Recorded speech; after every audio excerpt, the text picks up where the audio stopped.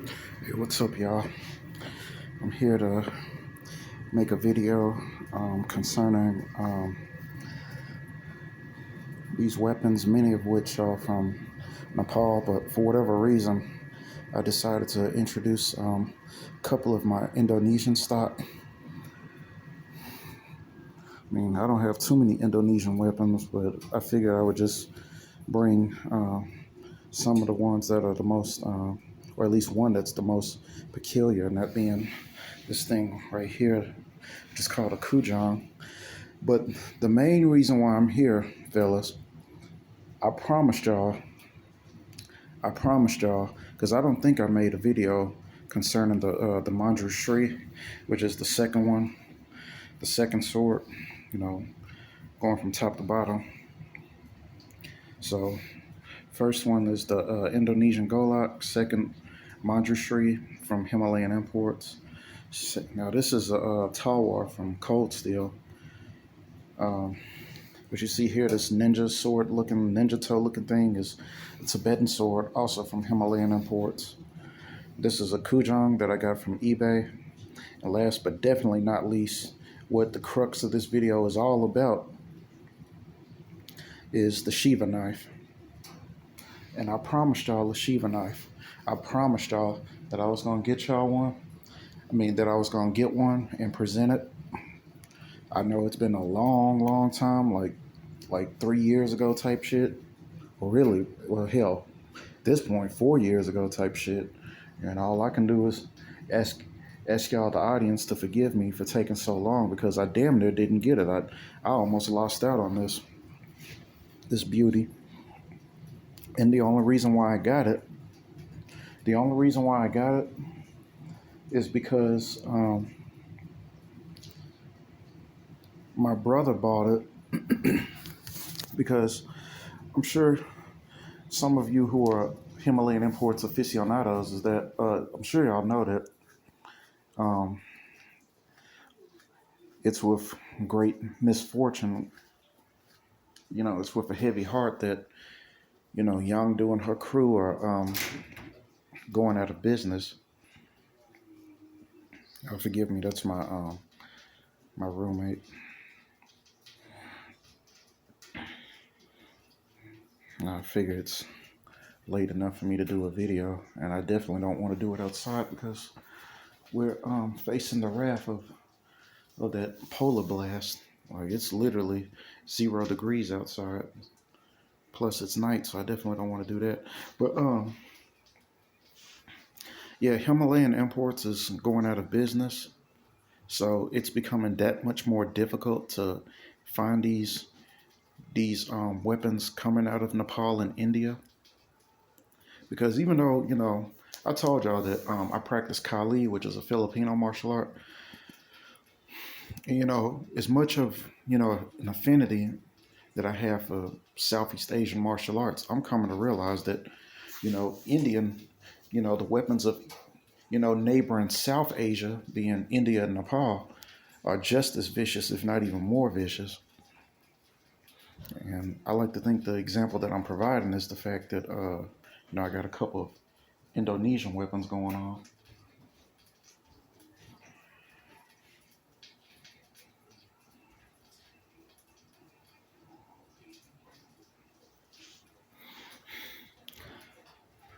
So yeah, with a little bit of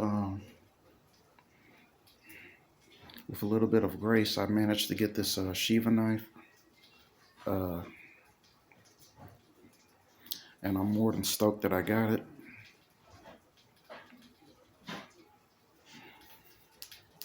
Because like I said, I damn near lost out on it, but my brother managed to get it, and we had to do a little bit of the trade off. So unfortunately, I no longer have that Ramdale. If y'all remember,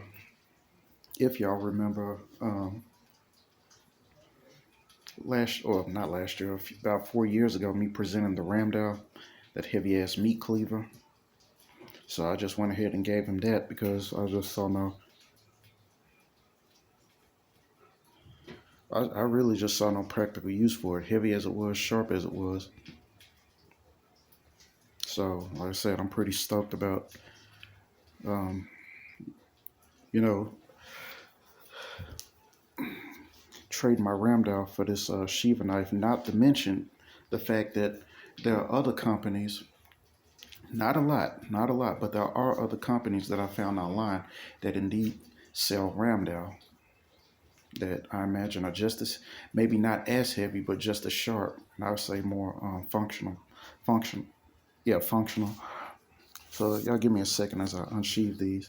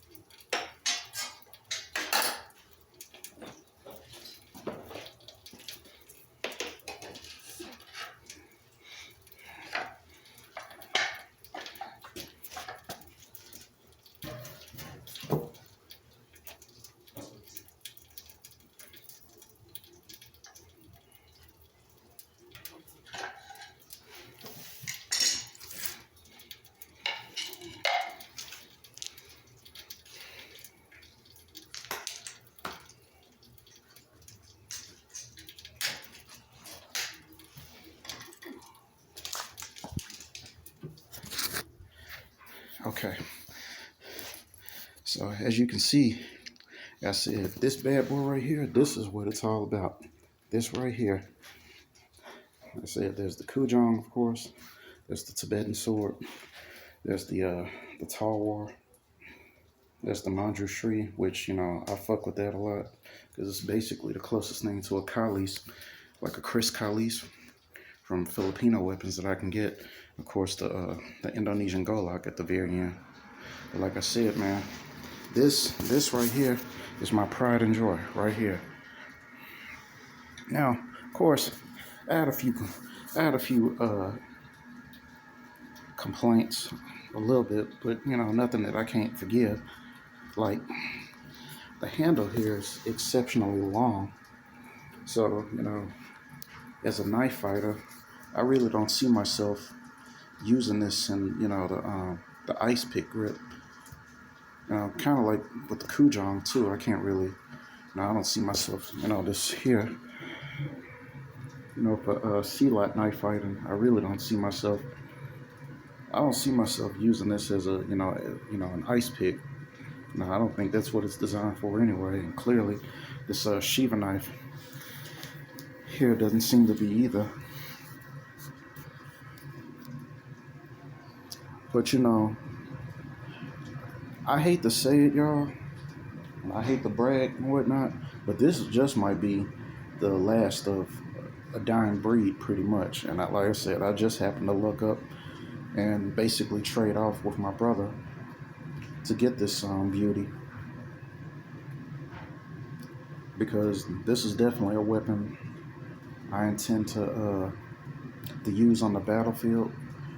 God forbid, but if I am on the battlefield, God willing, I whip this thing out and I do the utmost when it comes to damage, because by far this is probably one of the most vicious knives that I've ever seen in my entire life, just due to the fact that it's got this little bill hook thingamajig, which is specifically designed. I mean, I dare say this thing's worse than a Chris sword, because I haven't done any presentations on Chris weapons, Chris knives, or Chris swords.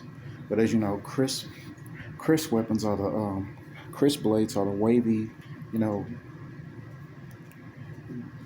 blades that either mimic the waves of an ocean, whether you want to consider it like mimicking the waves of an ocean, or the slithery patterns of a snake.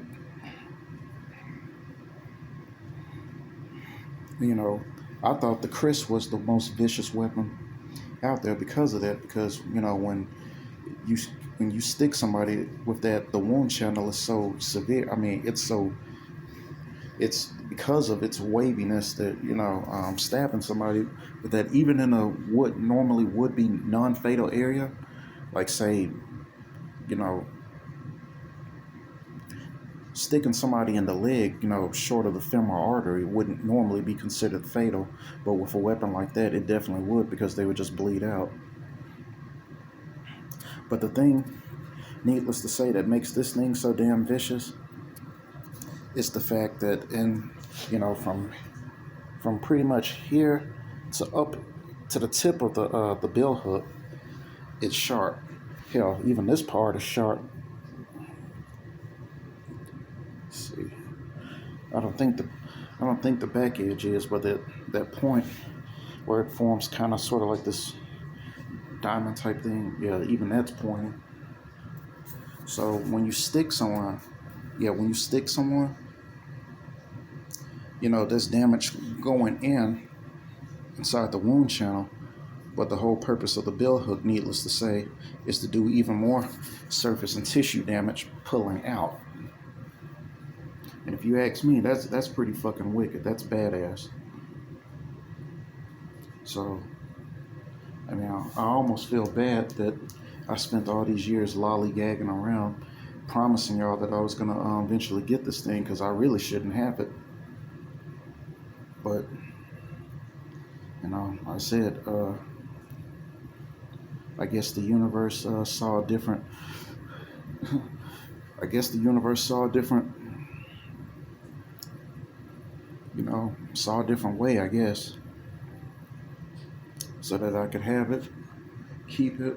And like I said, my brother's happy with the Ramdau that I had. He was kind of salty about the fact that he wanted one for himself, and by the time he managed to get to it, like I said, a young dude from Himalayan Imports, you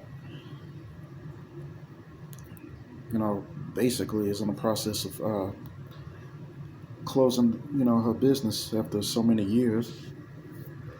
Because God only knows, excuse me, God only knows how many years she's been in the biz.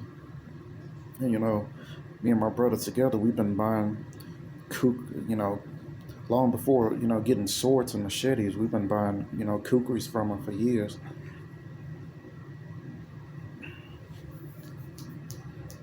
So, namely, this is, like I said, this is the crux of the video. This is why I made the video, and my original intent was to just focus on this knife anyway, but I just thought, what the hell, I might as well show the rest of my stash from things that I didn't show from Himalayan Imports the last time I made a presentation on these weapons.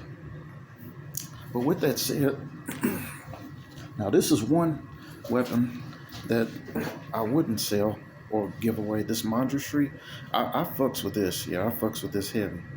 And my brother has one too. But, I managed to get a handle made out of horn. So, yeah, that's horn. I don't know from which animal exactly. While my brother has a wooden handle on his. So yeah, man, these aren't exactly what you would call like mainstream weapon. Even your mainstream,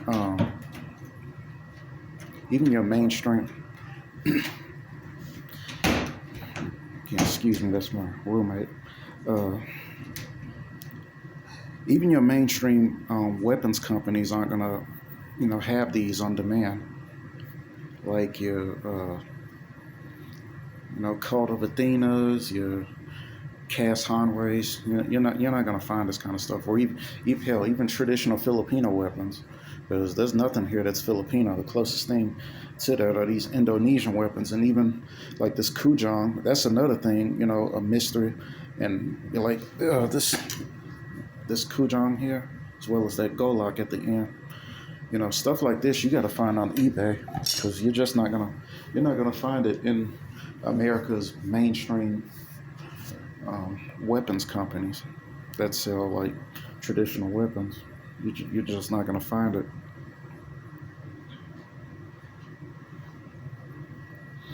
And as far as this tall war from cold steel, yes, it cuts. Yes, it's somewhat functional, but to me, it's just not authentic enough. Which, in which case, I'm in luck because, like I said, along with the Ramdal that I've discovered, there's also this company. I think it's called like Ex Gurkha Kukri House or something like that. Something like that. Not only do they sell Ramdal, they sell Tawars. So I imagine in the future I'll be because I plan to get two Ramdal and two Tawars. Like that's something I tend to do anyway. I tend to buy two of a kind, if you will. And I'm definitely looking forward to that. That way, because yeah, y'all can imagine that I felt some kind of way about losing the Ramdal, but I'm kind of in a position to get another Ramdal, one that may not be better per se in terms of quality, but I would say it's probably better because it's not as heavy and it's supposed to be just as sharp. I would say it's more battle ready and functional. So that would be the only case in which I would consider it somewhat better. Because as long as it's not absurdly heavy, like I wouldn't mind wielding a Ramdale. But Ramdale's so heavy that they're not. I don't even consider like the one that I got that I showed y'all. To me, it's not even a weapon. It's just a meat cleaver.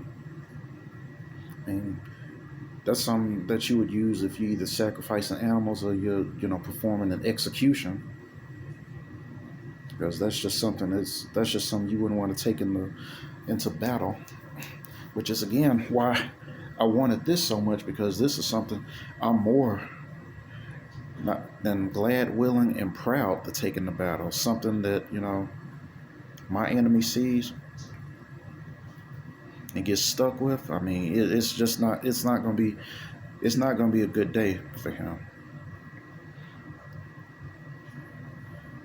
I mean, best case scenario, he gets his throat slashed because of if I stick him with this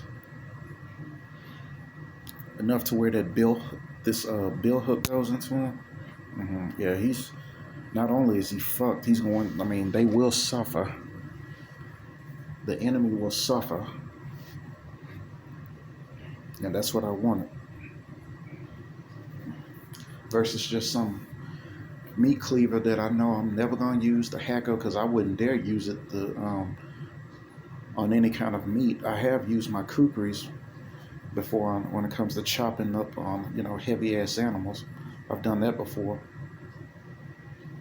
but the ramdal, I wouldn't do that. To me, that's specifically a battle weapon, and seeing that it was absurdly heavy, I had no use for it. And my brother was basically he was fiending for it the same way I was fiending for this knife. So we did a trade off. And for those of you who think, because I know what some of y'all probably might be thinking, if I kind of ripped my brother off or tried to screw him over in the hopes of getting this thing. Well, here's the thing. This knife runs at about, if I'm not mistaken, $500. The Ramdal that I showed y'all, and I think I told y'all this, that it ran approximately $1,000. So within that trade-off, you could almost say I'm the one who got ripped off $500. But let me ask you this: do you hear me complaining? No, because like I said, I got what I want. He got what he wants, and not only did I get what I want, I can replace what I willingly got rid of. Because, like I said, as beautiful as it was absurdly, huge and heavy, and there's just no way I was going to take it with me on the battlefield. I mean, that's something I would imagine, some insanely large man, somebody with just, Cro-Magnon genetics would go out there like one of those Conan the Barbarian type dudes would go out, be out there wielding and swinging. And I guess I'm just not that dude. I mean, even with me being something of a power lifter, somewhat. Now, that doesn't take away from the fact that I still want my weapon somewhat light, so I'm not tiring myself out, in the heat of battle. So I'm gonna leave it at that. I said I'm just glad to show you guys that I am indeed a man of my word, and even if it takes 4 years to fulfill that word, to make good on my word, I'm gonna make good on it. And I guess that's one of the fatal flaws that people always seem to make when dealing with me, is that I'll sit up there and tell them that I'm gonna do something, and they don't see it right away. So doubt starts creeping in, and they thinking that I'm just whistling Dixie until one day I up and do it. My history has shown that I'm well known for that. That when I make up my mind about something and I say I'm gonna do something, and surely enough, fate always allows it that it doesn't happen. It doesn't happen tomorrow or the day before or even the year after. Yeah, tomorrow or the day after or even a year after. It'll be years before you know I'm seen making good on my promises, but I make good on them all the same. And every time I do, people tend to be caught with their pants down, wondering, you know, how did that happen or why did I do that? And I'm like, did you forget? Did you forget when I said I was gonna do this or do that? But like I said, man, it came to a real close call. It came to a very close call that I was gonna have to eat my words and be made a liar about, or just making empty promises, something that I don't strive for. But even after all this time, I came through all the same. So if you are,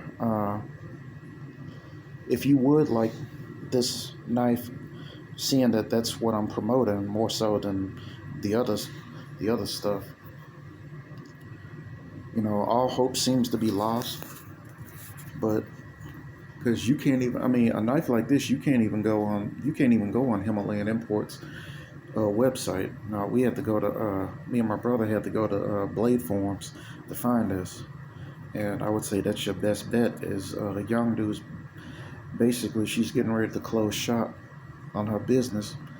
So if you do want this, just know, get ready to spend about at least $550, if it's available. Still, with any luck, she might still have one. And because she's getting rid of everything, you know, she might fuck with you and like mark it down somewhat. But if not, then I hate to say it, but I'm probably the last customer of Blade Forms who has basically the last Shiva knife. And the only thing I'm salty about is the fact that I slick wanted two, because like I told you, I tend to buy things in double. But at this point, it is what it is. I mean, I hate I don't have two, but I'd rather, at least I have one. That's the kind of mentality that I have about the whole situation. Same with this Mandra tree, the second blade down. I wanted two of them. And we're not. I'm sorry, y'all. We're never gonna see any kind of craftsmanship like this. We're never gonna see anything like this, and it's very unfortunate that we managed to. It's fortunate and unfortunate. It's fortunate that we managed to see the top quality, the best of the best when it comes to weaponry and its craftsmanship, but it's unfortunate because we're witnessing the last of a dying breed basically go off into the shadows. And see, this is one of the reasons too. And I hate to get on a tangent, but before I get off, this is exactly why I want y'all to understand where I'm coming from. This is exactly why I make such an effort to preserve the martial arts of Indonesia, of Indonesia, the point to the Golok, of the Philippines, of I dare say India to more or less extent, because these arts are going extinct. I mean, my sensei, my ninjutsu instructor, and even though he taught me ninjutsu, he also taught me silat and kali. He told me these arts are going extinct. So ever since he told me that, uh, I've made it. I've made quite a conscientious effort to do as much research on these arts, on silat, from which weapons such as hail, whether it's Penjak silat of Indonesia or Kalari Payatu of India. I don't know if Nepal has its own martial arts. I'm sure they do, but you know, I always thought if they did, it would probably be some variation of Kalari. Yeah, of Kalari, because yeah, this stuff is going extinct, and the craftsmen of these weapons from these ancient cultures and civilizations are going extinct. Not to mention, we're basically going into like that movie Idiocracy. I mean, there'll be no such knowledge of these things, no such knowledge. And I don't know about you, but I've made up my mind years ago. I'll be damned before I just sit back and let what little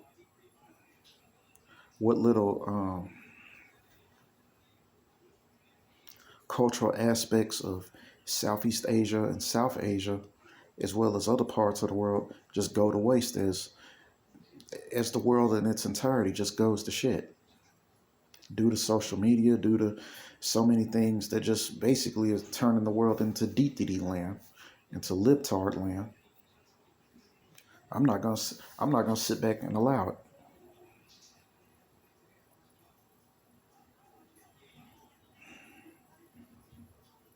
So, in a way, I almost feel like as long as I'm alive and am in a position to publish such knowledge, or maybe even, I even thought about doing bladesmithing myself so that I could come into the knowledge of making such horrific weapons,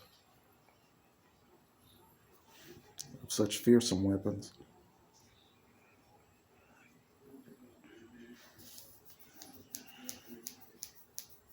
So, I think I'm gonna leave it at that. And those of you who've been waiting, I appreciate y'all for being patient. I apologize that it took so long, but you know, if nothing else, if my channel serves no other purpose, let it serve in showing y'all the the horrors of Blake. Like I've always been like this too. Like with any luck, with any luck, at some point in the future, I end up bladesmithing myself, kind of like that show on the History Channel. What's that show? God, I can't remember the name of it, but I know Doug Mark Kaida is on it, where these guys basically, and they basically handcraft weapons just like this. I want to say it's forged in fire, to some extent, where and I'm pretty sure every single one of these weapons has been, except maybe the Shiva knife or maybe even the Kujang. I know for a fact they've done Goloks, Manjushris, Talwars, because that's what they do. They go into the rarity, like the rare weapons of Asia. You know, they've done several Chinese weapons a couple times, no doubt, but no, they've done Koras, Ramdals, Talwars. I want to say Qatars.